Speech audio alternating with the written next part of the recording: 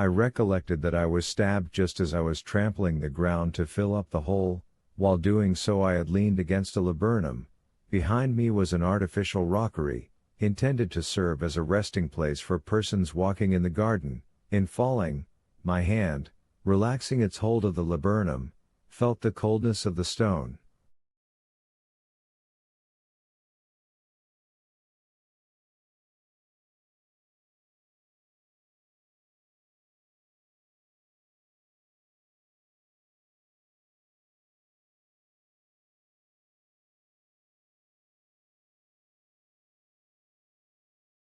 On my right I saw the tree, behind me the rock. I stood in the same attitude, and threw myself down. I rose, and again began digging and enlarging the hole. Still I found nothing, nothing. The chest was no longer there.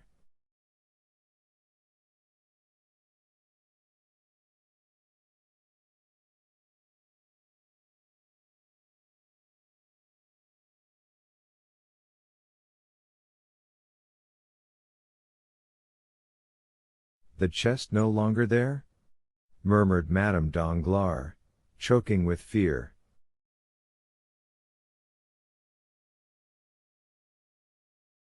Think not I contented myself with this one effort, continued Villefort. No, I searched the whole thicket. I thought the assassin, having discovered the chest, and supposing it to be a treasure, had intended carrying it off, but, perceiving his error, had dug another hole, and deposited it there, but I could find nothing.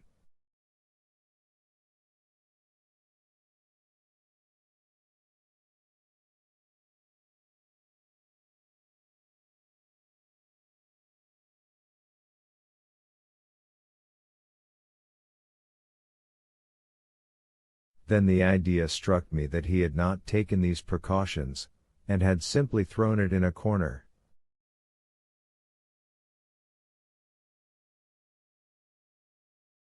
In the last case I must wait for daylight to renew my search. I remained in the room and waited. Oh, heavens! When daylight dawned I went down again. My first visit was to the thicket. I hoped to find some traces which had escaped me in the darkness.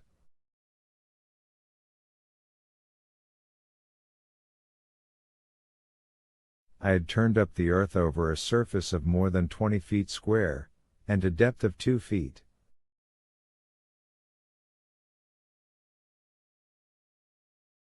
A laborer would not have done in a day what occupied me an hour. But I could find nothing, absolutely nothing. Then I renewed the search. Supposing it had been thrown aside, it would probably be on the path which led to the little gate, but this examination was as useless as the first, and with a bursting heart I returned to the thicket, which now contained no hope for me.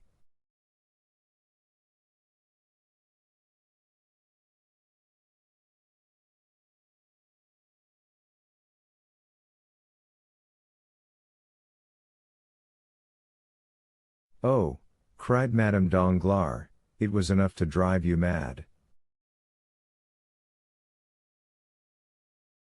I hoped for a moment that it might, said Villefort, but that happiness was denied me.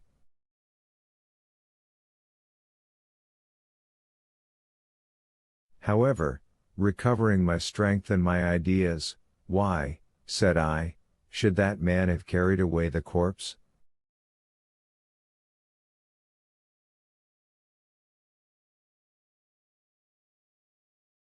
But you said, replied Madame Danglars, he would require it as a proof.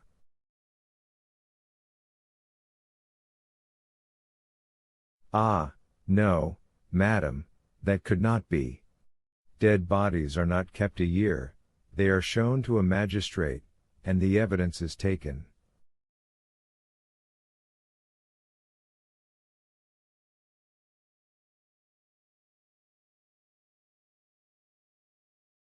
Now, nothing of the kind has happened.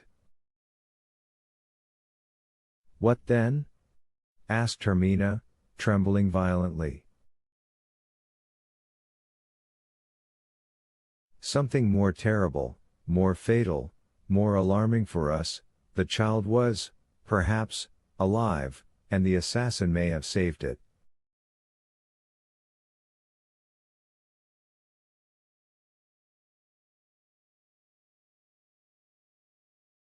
Madame Danglars uttered a piercing cry, and, seizing Villefort's hands, exclaimed,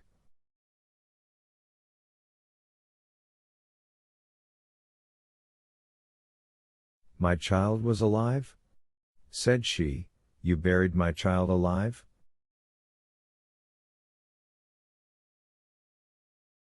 "You were not certain my child was dead, and you buried it." Ah! Madame Danglars had risen, and stood before the procureur, whose hands she wrung in her feeble grasp.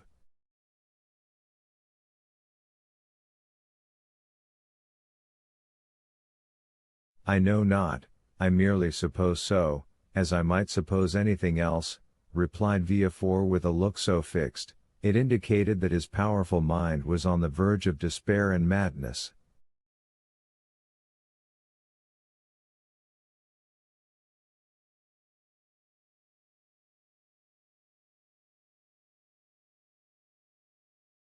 "Ah, my child, my poor child!" cried the Baroness, falling on her chair, and stifling her sobs in her handkerchief.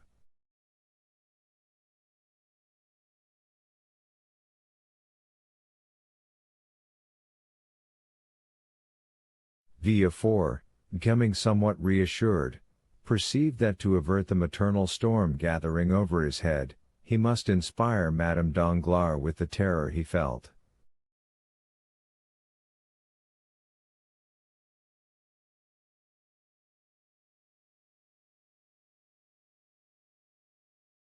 "You understand, then, that if it were so," said he, rising in his turn, and approaching the Baroness, to speak to her in a lower tone, "we are lost.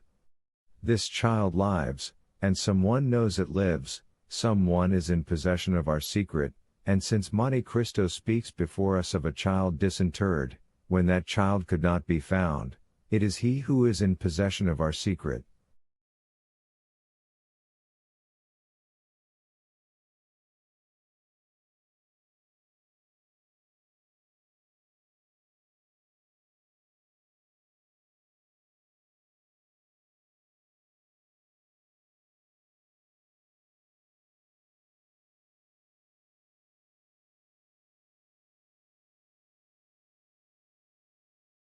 "Just God, avenging God," murmured Madame Danglars. Villefort's only answer was a stifled groan. "But the child, sir?" repeated the agitated mother.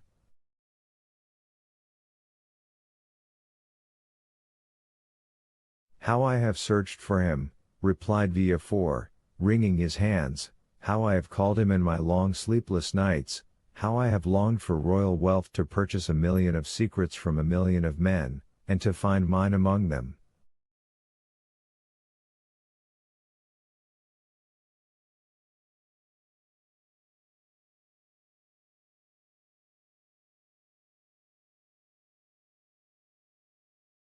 At last, one day, when for the 100th time I took up my spade, I asked myself again and again what the Corsican could have done with a child.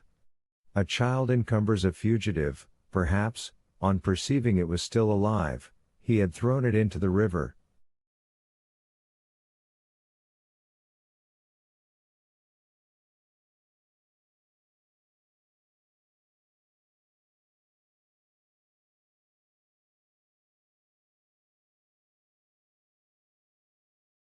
"Impossible!" cried Madame Danglars. "A man may murder another out of revenge, but he would not deliberately drown a child."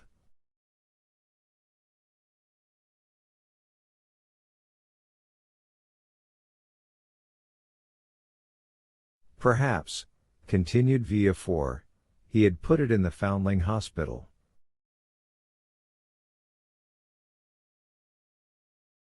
Oh, yes, yes, cried the Baroness, my child is there.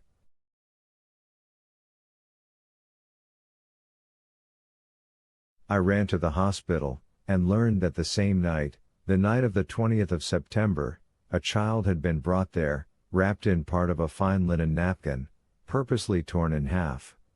This portion of the napkin was marked with half a baron's crown, and the letter H.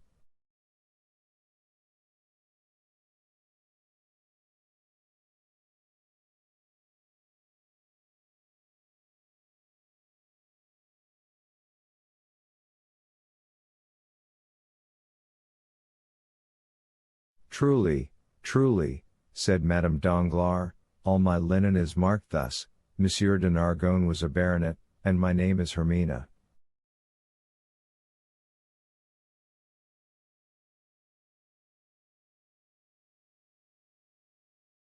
Thank God, my child was not then dead.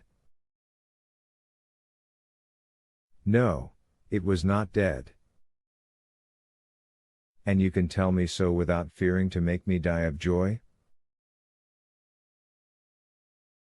Where is the child? Villefort shrugged his shoulders. Do I know? Said he, and do you believe that if I knew I would relate to you all its trials and all its adventures as would a dramatist or a novel writer?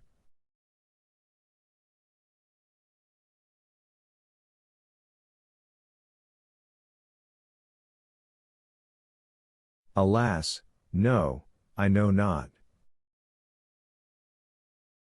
A woman, about 6 months after, came to claim it with the other half of the napkin.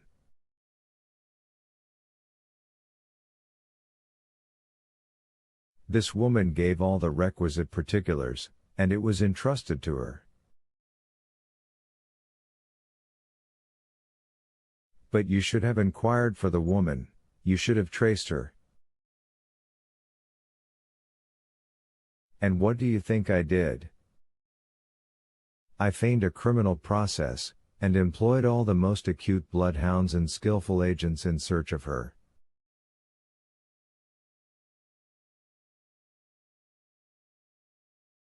They traced her to Chalon, and there they lost her. They lost her? Yes, forever. Madame Danglars had listened to this recital with a sigh, a tear, or a shriek for every detail.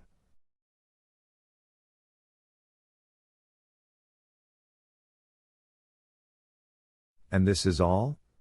Said she, and you stopped there? Oh, no, said Villefort, I never ceased to search and to inquire.